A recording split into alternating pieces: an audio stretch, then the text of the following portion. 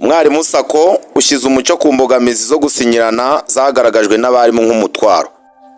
Wowe warakoze cyane, niba warakoze subscribe kuri iyi channel, nawe niba utarayikora kora subscribe kugira tujye tubana mu biganiro byacu bya buri munsi.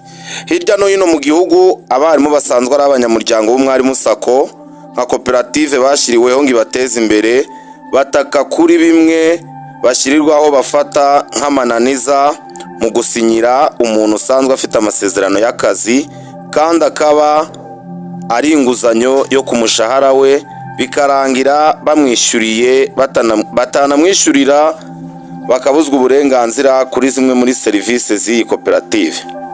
Hari abarimu batumva impamvu umwarimu ugiye gusaba inguzanyo ku mushahara asinyisha kuri bagenzi be bakorana kandi aba ari inguzanyo izishyurwa n'umushahara wabo. Ibyo bafata nk'imbogamizi mu gihe hari bamwe mu barimu bagira ubunyangamugayo buke bakanga kwishyura. Bamwe muri abo barimu bakunze kuvuga ko imbogamizi bagira ari ugusinyira mugenzi wawe yamara guhabwa inguzanyo akaba yareka akazi, agahindura cyangwa akirukanwa, bigatuma atishyura, bikagira ingaruka ku bamusinyiye. Umwe mu baganiriye natwe avuga ko Sacco yakagiye ireba uwatse inguzanyo niba yikwiriye akayihabwa nta mananiza ajemo. Yagize ati ibaze usinyiye umwarimu mugenzi wawe atakwishyura, bikagira ingaruka kuri mwarimu wamusinyiye n'umuryango we, akimwa serivisi mu gihe atishyuye kandi ajya guhabwa amafaranga yari afite ubwishingizi bw'inguzanyo. Kubera iki abamusinyiye ari bo bireba gusa? Harimo akarengane. Akomeza avuga ko atumva impamvu umwarimu watse inguzanyo akatwa amafaranga yo kwishingira inguzanyo ajya muri sosiyete y'ubwishingizi ya Prime Insurance mu gihe itagira uruhare mu kwishyurira umukiriya wayo utishyura, cyane ko iyo usanze uwo wasinyiye harimo amafaranga ubanza kwishyurira uwo wasinyiye kugira ngo uhabwe serivisi na koperative Umwarimu Sacco. Benshi bakunze kugaragaza ko kuba yamusinyiye ari uko bakorana atishingiye inguzanyo yatse, bakabifata nk'ibishobora kubateranya mu gihe yanze kumusinyira bitewe n'uko Sacco yazamwishyuza kandi biri mu bisabwa na koperative Umwarimu Sacco. Abarimu bifuza ko umwarimu watse inguzanyo yajya asinyirwa n'umukoresha we amuha ibyangombwa ko akora kandi ahembwa, agasinyirwa n'uwo bashakanye kumufite, naho ingaragu bagasinyirwa n'ababyeyi babo kuba bafite, utabafite agashaka umwishingizi umwizeye, byaba ngombwa hagatangwa ingwate ku bazifite bidasabye ko usinyirwa na mugenzi wawe. Abarimu barasaba ko ibijyanye no gusaba inguzanyo byavugururwa, ingingo yo gusinyisha abarimu ikavaho. Hari abarimu benshi bataka ku kuba barasinyiye bagenzi babo ntibabe inyangamugayo, bigatuma bo badashobora guhabwa inguzanyo iyo ari yo yose mu zitangwa na koperative Umwarimu Sacco. Iyo ufite uwo wishingiye utishyura neza ntiwabasha gusaba inguzanyo. Umwe mu barimu ukorera mu karere ka Rutsiro waganiriye natwe yatubwiye ko babikuraho kuko bibabangamiye. Yagize ati babikuraho kuko nibiguma gutya bizaduteranya, ukajya kuri Sacco ngo hari uwo wasinyiye utishyura. Undi mwarimu wo mu karere ka Gatsibo avuga ko yishyujwe n'Umwarimu Sacco. Yagize ati narasoje nishyuye 596 kuko yari yaratse 1,700,000. Ubwo buri wese mu bamusinyiye azayishyura uko byagenda kose. Yakomeje agira ati njye mbibonamo akarengane kuko uwo mwarimu akarere kaba karagize uruhare mu kumuha akazi, ikindi umuyobozi w'ikigo aba nawe yaramusinyiye no ku murenge bakabyemeza. Ubwo rero bidutera kwibaza byinshi ariko tudashobora kubonera ibisubizo.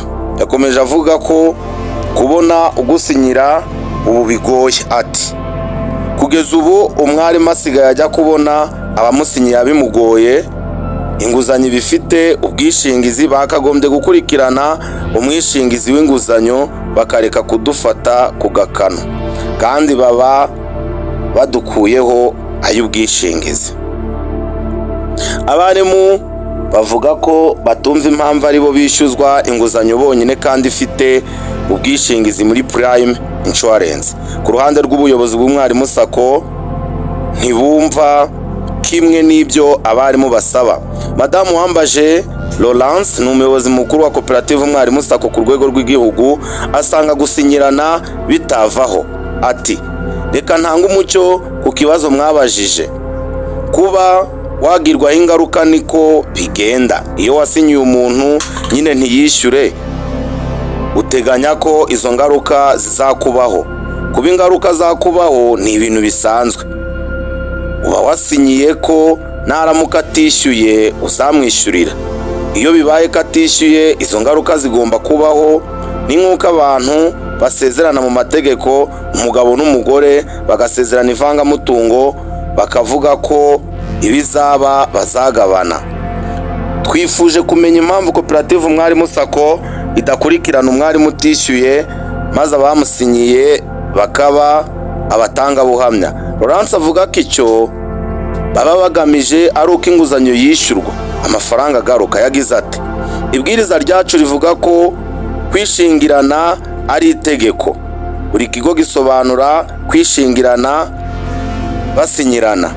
Twebwe ntabwo ari ugutanga ubuhamya, ntacyo byadufasha. Icyo tuba dukeneye ni uko amafaranga y'abandi twatanze nk'inguzanyo agaruka. Amafaranga si ayacu, ni ay'abanyamuryango. Uwayajyanye agomba kuyagarura.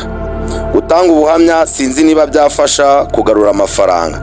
Hari abanyamuryango bibaza impamvu Prime Insurance nayo igirana amasezerano yo kwishingira inguzanyo ariko ntiyishyurwe mu bishingizi mu gihe atishyuye. Kuri iki kibazo umuyobozi wa koperative Umwarimu Sacco Uwambaje Laurence yagize ati Prime Insurance yishingira umuntu wapfuye, ntabwo yishingira umuntu utishyuye.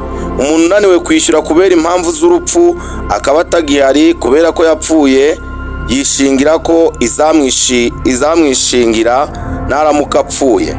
Bariya bishingira umuntu ukiriho bakavuga ko naramuka ananiwe kwishyura inguzanyo kandi akiriho bazamwishyurira. Twifuje kumenya umwarimu utanze amakuru y'uwo yasinyiye utishyuye n'aherereye icyo afashwa, maze bate ayo makuru icyo yadufasha ni nk'icyo nawe wayakoresheje. Icyo yadufasha ni uko tumwandikira ahari tukamusaba ko yishyura, yaba ari ahantu yabonye akazi tukabasaba ko badufasha kumwishyuza. Ariko akenshi ibyo turabikora ariko ntibijya bikunda. Ariko nawe ayo makuru yayakoresha agakurikirana umuntu yishingiye. Akomeza avuga ko iyo utanze amakuru hari abo bafasha. Ati atanze amakuru tukamenya ngo umuntu akora ahantu n'aha, turamwandikira. Iyo aduhaye amakuru turamwandikira tumusaba ko yakwishyura, atakwishyura tukandikira umukoresha we. Twagira amahirwe umukoresha we akaba ari umuntu byumva, agatangira kohereza umushahara we mu Mwarimu Sacco. Ariko duhura n'imbogamizi z'abakoresha batabyumva, bikabaviramo guhita yirukana uwo muntu, bwa bwishyu twari dukeneye ntitububone. Yakomeje avuga ko kwishingirana atari itegeko. Yagize ati uramutse udashaka ko bakwishingira uzana ingwate yawe ituma igihe hazabura ubwishyu tuzabona icyo twishyuza. Uti njyewe nta muntu nshaka ko anyishingira, nzanye ingwate yanjye, nibiramuka binaniye muzafatire iya ngwate mwiyishyure. Buri mwarimu asabwa kugira amakenga mu gihe agiye gusinyira umwarimu mugenzi we ugiye kwaka inguzanyo, kuko ugira ngo bitazamugiraho ingaruka aramutse atishyuye uko bikwiye, kuko niwe wishyura ideni aba afite muri koperative Umwarimu Sacco. Iyo wamusinyiye ntiyishyure, abarimu hirya no hino mu gihugu bakunda kugaragaza imbogamizi zijyanye no gusinyirana, aho bahura n'ibibazo mu gihe abo bishingiye batishyuye. Wakoze kubana natwe, komeza ukurikirana ibiganiro byacu aha ni kuri YouTube channel Umwarimu Patrick. Ufite ikibazo cyangwa igitekerezo watwandikira muri komenti. Urakoze.